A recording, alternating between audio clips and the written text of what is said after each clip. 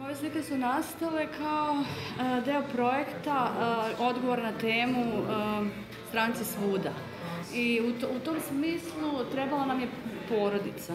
Znači, ideja je bila da se pojavi porodica pod vodom, jer se tako uklapala u taj koncept i onda su bile potrebne slike sadrže jednu mušku, žensku i dečiju figuru, kao neki najmanja moguća, mislim, kao ideja porodice.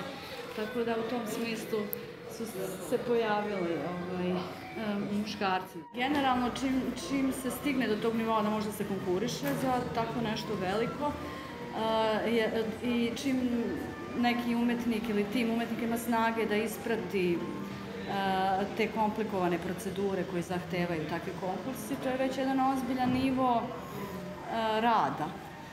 I onda je došla ta ideja da se to zapravo na neki način realizuje, pa zašto mora biti Venecija, možda bude i nešto, eto, gde je moguće.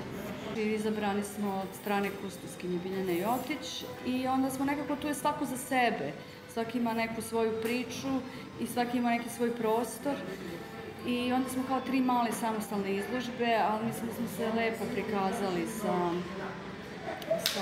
našim radovima.